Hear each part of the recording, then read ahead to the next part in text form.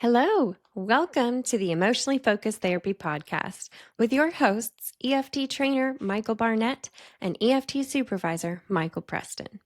Together, we will be exploring the art, heart, and science of EFT.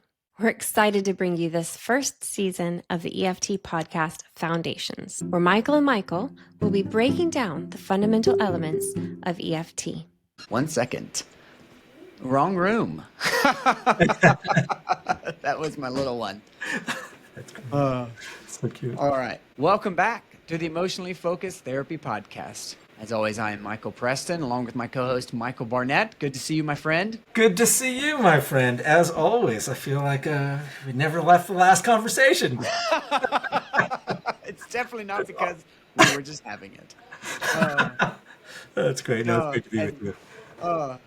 So we've been talking about stage one, and Yes. we're going to carry on our conversation from our previous episode. What we're looking at now is about de-escalation and what couples begin to look like, what we begin to notice, and essentially like what therapists want to be able to say. You know, if you're an EFT therapist listening to this right now, you've probably gone to your supervisor and you've said, are we ready for stage two? Is this couple ready for stage two? And if you're anything like me, and actually I'm going to ask Michael to share a little bit here. If you're anything like me, you've probably shown a tape and you've been really excited and you've said they're so ready for stage two, and your supervisor has gone, well, we're not quite there. I don't know what you're talking about, Mike. So I know I've Yes, been on that. yes. I've been on the receiving end of that. My Core Skills 5 tape was that, right? I showed a couple and then it was like, nope. Sorry, bud. Slow down. You need to see this and this and this and this and this. And that's really helpful to have, right? I think I told you about my video and core skills where the trainer literally said, well, it looks like you are breathing. I was not doing EFT. Anyway, to your point, yes. One of the things I also want to say that I think could be very connected to your comment is so many of us, and I will say for myself included, we're in such a hurry to get to stage two. I used to have these trainings that were called, it's not in quotes, just stage one. So much really powerful, meaningful, growth-producing work happens in stage one. And both the relationship is getting more and more solid, and people are becoming much more aware of their inner worlds, able to tolerate the emotional experience of their pain, meaning they can feel more and more and more raw emotion without shutting down or getting reactive. And then they can actually turn and share directly with their partners. And of course, it's kind of like wash, rinse, repeat. We're doing that every single session. Every single session, we're creating some form of that. And throughout the course of stage one, people are much more aware of their narratives. It becomes more and more detailed, becomes more and more expansive. And actually, as a story expands like that and becomes more solid, the pain of it also becomes more accessible. And so people not only have a clear, again, I'm going to use this word over and over, coherent way of understanding what happens inside of them, where they can talk directly and clearly, but also they can really feel the pain of that. And rather than have to do a step in a reactive step, they can turn directly in an enactment and share with their partner the vulnerability and the pain and the deeper core emotional experience, right? And partners that can receive that from one another, right? And so there's something really beautiful that's happening that's building and building and building over time. And that takes time. And you naming, like that's all stage one. It's stage one. People are accessing some really depth of emotion. Like they're in the deep end of the pool in stage one, like as far as emotional experience wise. Yeah. And they're able to turn to their partner. And I've noticed like towards later stage one or just rhythm wise, they'll turn to their partner without me having to set up an enactment because they've gotten so used to it. And sometimes I'm like, whoa, hold on. We don't have that quite distilled enough yet. Michael, you can take a coffee break. We got this. Yeah, you're like, no. That's fine. Yeah, no. No, but people are they're the more organized it's become, the richer the experience becomes between the couple or between the partners or in the room. Like there's so much happening in stage one that is rich and really profound therapy, and people do begin to look very, very different and experience each other in a very different way as stage one unfolds across time. Exactly. I mean, to the point where when people are able to understand their inner worlds and the impact the partner step is having on them and vice versa, and they can talk really well with one another about that, qualitatively, their relationship is light years better than it used to be. And as we all know, that's a time that oftentimes some folks will say, I think we're done here. We're not arguing the way we were. We're able to have a dust up and we can actually talk our way through it now. Markers of de-escalation number one, are your clients trying to quit? Yeah, right. And that happens a lot, right? So we'll talk about that in another episode, what to do there. But this is a really important conversation because as people grow personally and interpersonally, and they learn how the dynamics of the cycle are put in motion, what those dynamics consist of in terms of the meaning, the internal meaning, and the feelings involved, and then be able to talk well with one another. They're in a whole new world in their relationship. And that is really a crucial distinction. So when I am aware and starting to put eyes on a relationship that's within that de-escalation process, one of the things I love to hear is when people are checking in, they'll come up and say, hey, Michael, we had a really good week, but I'll tell you what, it wasn't for lack of getting tested. We had a bunch of arguments, but we found a way to talk through them. And when I hear that week after week, let's say I hear that 3 or 4 weeks in a row, I'm thinking, this is very stabilized right now. They have a cycle. The cycle doesn't have them. So we can talk in a more detailed way about these markers, but that's a really meaningful experience that would ultimately give me the green light to say, okay, I'm going to shift sets now, and I'm going to start moving this process into stage 2. Right. And we can talk about these markers more specifically here. Right. No, but that's really important, right? Because you're really naming. I want to hear this on repeat, because when couples come in and they say, like, it's like a faux marker, right? When couples come in and say, we're not really getting into our cycle. Right. And we're not getting into our cycle. Oh no, we really aren't getting. And then my antennas go up for we're avoiding, like something's happening because my wife and I got into our cycle since our last meeting, right? So if I'm getting into my cycle, I don't know what you're doing, but maybe give me some of your medicine. Right? The Uber couple. That's right. But that's not really that's not the marker we're looking for, because what you're naming is, hey, we can have this dust up, but we can also see through it. We can begin to find our way out, and we can reconnect, right? You were saying in the last episode, we can grab the bull by the horns, right? Yeah. We can take hold of that together and direct it somewhere else and prioritize us. I'll share with you a light bulb moment for me. I received an extraordinarily difficult couple. It was a heterosexual couple who lived about an hour outside of Atlanta in a really small town where everybody knows everybody. And they had grown up there. They were high school sweethearts, and now fast forward, I don't know how many years, 20-something years together, 5 kids, a lot of life together, and continue living in that town. They had been in a lot of distress because the wife had been in a 4-year affair, and everybody in the town knew except for the husband. And the husband was a super smart dude. He was like a very sharp, precise guy. So the fact that he didn't see it or know it wasn't only that his heart was broken, but he couldn't trust himself. So he would often be in a free fall. And what he would do is kind of like a good defense became a sharp offense. So he would be really snarky and sometimes mean-spirited. And so the work they were doing in therapy, we started kind of following that thread about when he started to feel insecure and frightened in this relationship and really hurt. The narrative was about the betrayal, and sometimes about the collusion of this woman's family, and he would start baring his fangs, and he understood all of that. So did she.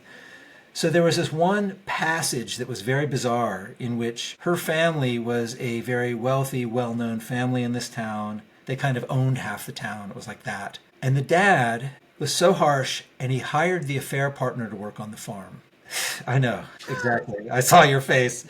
I know. And the wife was spending more time with her mom at the time over at parents' house.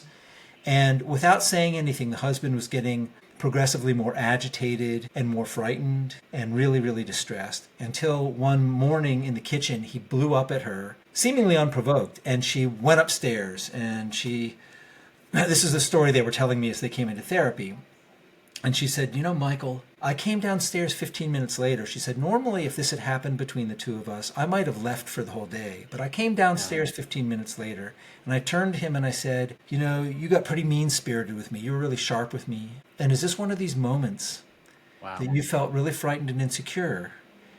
And he, to his credit, he not someone that went to vulnerability easily. He started crying, and he said, that's exactly what's happening here. And they had this moment where they took all the fruits of their hard work and therapy, where the trigger was something happening outside of them, right? The cue was that maybe she was colluding with family and maybe being sucked back into this toxic thing, or worse, maybe she was hooking up with this guy again. Yeah. And he was kind of on the outside of the bubble of the family, the boy on the outside of the bubble. But instead, used like the pain and the fear and the insecurity they'd been processing, and how that could lend itself to him getting reactive with her. And it was a way of, in a fake moment, a faux moment of feeling empowered when he felt so vulnerable, right? And so less than.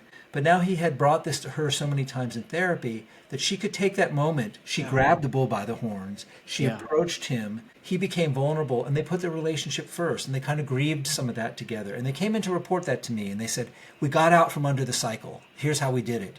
And so that's just an example. Can I offer another example, though? Yeah, please. I want to offer another example only because this is personal. Okay. But it's the same thing, only it's on the other side of it, right? That if the husband had been able to catch himself, right? Yes. Because that's part of this dance for me, is like, it's not just one person grabbing the bull by the horns. It's they both become quite capable. So I can remember this moment. This was years ago. Dorothy was leaving to go to, I think, Russia for like 3 weeks it was the first time we were going to be apart as married couples for 3 weeks. It was a big deal. Wow. She was doing a dance thing. It was really amazing. She danced at the Kremlin, I think. It was, unbelievable. Amazing. But I remember it was a time as I was learning, like, man, anger really drove all of my emotions as just growing up in the space that I grew up in. And I got really upset over like a bowl being left out in the kitchen. It was nothing. And I walked out after getting upset, and I made it about halfway back to my bedroom. And I turned around and I said, wait a minute. Something else is happening. So I turned back around and I went into the kitchen and I looked at my wife and I said, can I run that by you again? She goes, please do. She's like, yeah, you really ought to. I'm glad she gave you the opportunity. She did, right? She did. Yeah. And which again is that openness, right? That happens. And I remember the words I spoke to her. I said, I'm so sorry I let my unspoken sadness become anger. Yeah. I haven't wanted to speak it because I was afraid of you feeling bad for going, and I don't want you to feel bad for going on this trip. But there is an immense sadness I have that I won't be with you for the next few weeks, right? So there was this thing happening in me that I didn't have a way before, but I was able to kind of organize it, come back and say, hey, this is the thing that was happening to me. And she just immediately said, of course you're going to be sad. Like, it's okay. And it was a shift in the moment, right? Where we could have gone into that same locking horns. Right. Instead, we said, no, we don't want to do that, right? And so each partner can find a way to grab either hold compassionately what they've been hearing from their partner over and over, or be able to organize their own moment and say, wait a minute, there is something more here. I can bring that to my partner, and I can expect my partner to engage with that. No, exactly. And that's a really key point, that both people can do that. As a matter of fact, if it's only one person that's able to do that, the EFT therapist is going to try to do more work with the partner that isn't quite able to do that yet before we move into stage 2 and we have full markers of de-escalation. That's right. So why don't we break down what the markers are? What are we seeing in that, right? That's the question that we're really kind of knocking at the door of. These are two great examples of people taking the fruits of their hard work in therapy, and outside of the therapy room, they're using it to find a way to not get hijacked or ambushed by that conflict pattern when it gains some momentum. They are able to see it, and they're able to get outside of it, right? And so that's a profound thing. That's probably the biggest marker. And we're looking for some consistency, not just 1 week it shows up. But are people able to do that like several weeks in a row? Is there some stability there? And that's a really helpful piece. So we've been using words like organize and whatnot, but what we're simply talking about is, can people understand the moment they get tipped off balance from a partner's reaction, the cue? Do they now understand the meaning of when it's their significant other reacting to them in that way? What the story is on the inside? It's often a very painful and sometimes a very elusive story. It's hard for people to know that immediately, so we help them as therapists learn that.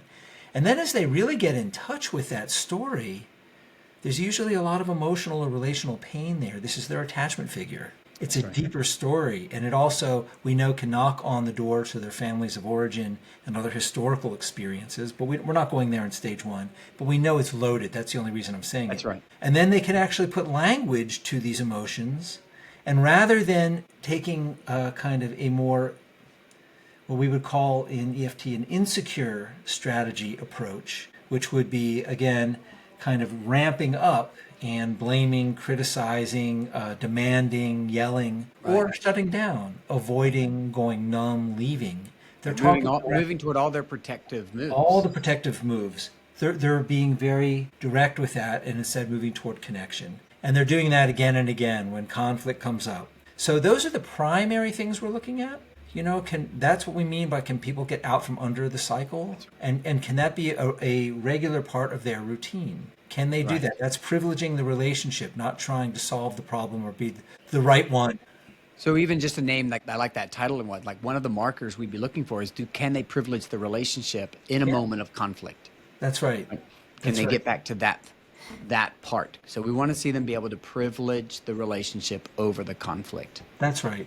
That's exactly exactly a really good way to put it. It's a succinct way to look at that. And that's really what's happening. And so within that, we're assessing, does each partner understand their own emotional experience? Can they speak to it? Is it clear? That's what we mean by organized, Is it clear? Can they bring the details and put it together in a story that makes sense? And then can they allow themselves to tolerate the emotional reality of that? Can they feel? Yeah. That meaning is heavy. Can they let themselves feel that, and then can they express those feelings to their partner? Right. And vice versa. Can they understand their partner's inner world? Right. That's the huge piece, right? Huge. Can I organize my own experience in a cohesive way that I can hand it to my partner? Yeah. Right? Not to justify what I did, but to contextualize it and to bring it to my partner in a different way. And like with the client you were talking about, can I begin to contextualize what my partner is doing? Yes. Can I begin to hear the narrative that's kind of been running underneath this thing? That's exactly it. Yeah. That's exactly it. And they both feel kind of the reward of each of them being in that together, taking on the conflict pattern as a team. Now it's their pattern rather than them pointing the finger at each other or feeling alienated. Right? They have a way of staying connected. Right. No, and I really think it's important, kind of the way we're naming this is the level of tolerance that they have and the level of ability they show together. And so I'll put a context to the way that Sue Johnson would talk about it, right? Is that "Are you there for me?" question that she would ask, right? And that's what really, like, the essence of that is, can we have the accessibility to my partner, right? Yeah. Are you there for me in this moment of my distress? If I am able to organize my distress rather than move toward my protection, and I turn to you in my distress with my pain, will you step into that? Right? Can we begin to hold those moments together? Whether that's coming out of, and I think, maybe you could say something like this. There's times where they don't even have to get into conflict. They don't have a bull to grab by the horns, but they're able to just kind of do that naturally. And then if the conflict does come up, they can recognize it. Not 100% of the time, but they have a pretty stable way of doing that. Does that make sense? 100%. Okay. Makes sense. I'm glad you're bringing kind of the ARE. It's really important. Emotional availability, accessibility. Responsiveness, and emotional engagement. Right. And those are really key building blocks that provide security in a relationship. Right? So we're borrowing those building blocks from what we know about felt security, and we're paying attention to whether people in their relationships can move toward that, because essentially the cycle robs people of ARE. There's no accessibility, there's no responsiveness, and there's no engagement. It destroys it. That's why they're so toxic and they're so real. It's not just therapeutic mumbo jumbo or smoke and mirrors. These patterns are super, super potent.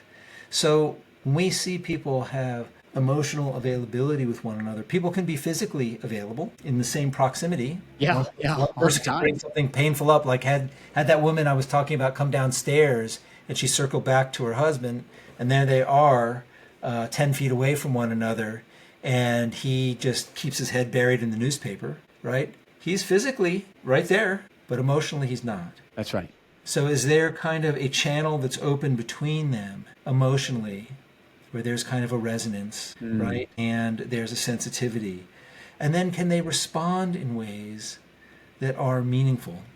So in this case, she brought a question down when she was hurt, and rather than keep her kind of force field up and stay distant, she came downstairs, made herself available, asked him a question to check in with him. He was on her radar, right? And there was a responsiveness to what she knew was probably under there. But he actually opened the door, and he actually started grieving that. Yeah. Right? He allowed that to come up and out into the relationship. Yeah, he reached back, and she was able to be in this and come alongside him in his pain. He didn't have to be alone with it, right? And now we have real engagement, that his pain is up and running, and in an attuned way, she's with him. And in that moment, rather than the typical dance where he would kind of bare his fangs and she would leave, and then the relationship is in turmoil and there's disconnection and pain, now they're in this together and they're helping each other with it, right? And that's a very, very different way. There now we have ARE in place. Yeah. In a moment of distress, Yes. right? When he was in distress, she showed back up. He opened the door to his distress for her. He didn't keep it shut. And what really is important that you're naming here is like a phrase you use often as we talk about these things is she's in the foxhole with him now. Yeah. Right? She gets in the foxhole, and you've said so many times, and it's really I think it's a powerful way to say it. It's like, what people really want in a partnership is someone that will get in the foxhole with them. Yeah. Right? Can you come and get in the trenches with me? That's right. And this is that moment, right? And that's what ARE really really exemplifies is in this relationship, in the moment of my distress or my partner's distress, we are able to get in the foxhole together and deal with it on that level in a very different way than getting blocked up by that cycle. That's exactly it. That's a huge accomplishment, right? Huge for any of us in our relationship. So that's what we're facilitating in stage one. And those are the markers that let us know that we now have successful completion. We have de-escalation. People in their relationships are now taking on the problem together. They're taking on the dynamic as the problem. They're able to be aware of their own emotional worlds and their partner's emotional worlds. They're able to feel, share directly the vulnerable feelings, and reciprocate with one another to make sure that they are both okay. And they'll temporarily table whatever the issue was that got them into a pickle to begin with. And then maybe circle back to that, Okay, now we can figure out date night now that we're good, right? Yeah. Right, but let's make sure we're good first. And so when we see some consistency with that, some stability, then we know that we can now begin to move people into stage two. And one of the things I find so profound about this, and I may linger in stage one a little longer, because I really want this deeply anchored in people. So in stage two, there really aren't dust-ups and reactivity during enactments. When that does happen, there tend to be unattended to attachment injuries, but people aren't getting reactive with each other in stage two. That, in my experience, and I've been doing this almost 20 years, is pretty rare. Yeah. It's pretty rare. If that's happening, it may happen occasionally. With trauma, I will say we may have, you and I kind of tongue-in-cheek say like stage 1.5. Yes. People may be going into stage two, get reactive. Right. Trust is at such a premium, right? We're working with people who, if you read kind of a transcript of their histories, they have no good reason to trust another human being again. And then they're taking these vulnerable risks with their partner and getting terrified, right? So with trauma, that's a much more nuanced thing I know we'll talk about up the road. But for the most part, people are not backsliding, or so it's so minor. Right. In stage two, once we have really solid de-escalation in place. No, I think that's really important because I would echo that. I will linger in stage 1 as well to make sure that when I move into stage 2, there is some like when people reach from those depths that we're talking about, and we'll get more into really in detail in the next episodes. But I really want to know that partner is going to show up, right? I want to know that they are settled in themselves, and that takes time and it takes repetition for that couple to be able to go over and over into those places, into those deep waters with each other and support each other, so that when I do move into stage 2, I feel very confident. It's like that felt sense in me that things are very different, and it's a felt sense in them that things are very different. And then it's like those are the green lights that I begin to see for a couple. And I'll name something that working with the team in London, like with Helena and Sandra, one of the ways that I like that they've talked about it in stage 2 is as you know, as you go in, you ask a couple like, hey, you know, how do you experience your relationship, right? And then stage 1, it's like, oh my goodness, we're all over the place. But then as you start moving towards stage 2, and you start asking them, tell me about the experience of your relationship, because you've been paying attention to these markers. You're noticing all these things. And if you ask a couple, tell me about what it's like to be in your relationship today. Tell me the story, like you would almost an assessment at the very beginning of what it's like today. And it's a very different story they start saying about what's happening between them, right? They'll start, rather than saying, we just can't get through this. We can't talk about anything. My partner is this, my partner is that. We start hearing stories like, everything feels really different now. I really know my partner's there for me. It's like we really have each other's back. Yeah. Right? The way that they talk about their partner is going to be far more supportive than conflictual. I think that's very, very well said. It is qualitatively a different relationship, which again, I know we gave a nod to this. There are times where couples will say, okay, I think we're done here. Right. And it makes sense, you know, in many ways, although we know the therapy work isn't done, and that the good work of stage 2, and we'll talk about this a lot later, inoculates people even further from the potency of the cycle. Stage, well, I think what we've said here is stage 2 is what makes it longevity. All right, well, let's wrap it up here. It's like a nice spot to end it, yeah? It's great. It's great. Right. I like it. I do too. I like the simplicity of the language we were using here, and I hope this helps people have a sense about when we say now the couple has a cycle rather than the cycle having the couple. This is what we're really looking at. Right. We'll just leave it right there. We are so grateful that you're with us. We look forward to talking more about stage 2 coming up in the forthcoming episodes. Michael, it's always good to see you, my friend. I'll see you on the next one. All right. Take care, Michael. Thanks. All right. Thank you for tuning in to this episode of the Emotionally Focused Therapy Podcast. We hope this podcast is an encouragement for your EFT journey, bringing clarity and understanding of EFT to your work. Don't forget to subscribe on Spotify, YouTube, and Apple Podcast. To learn more about training with Michael Barnett, go to www.michaelbarnettlpc.com. To connect with Michael Preston as a supervisor, go to www.michaelprestonlpc.com. Tune in again next time to hear more of this great conversation.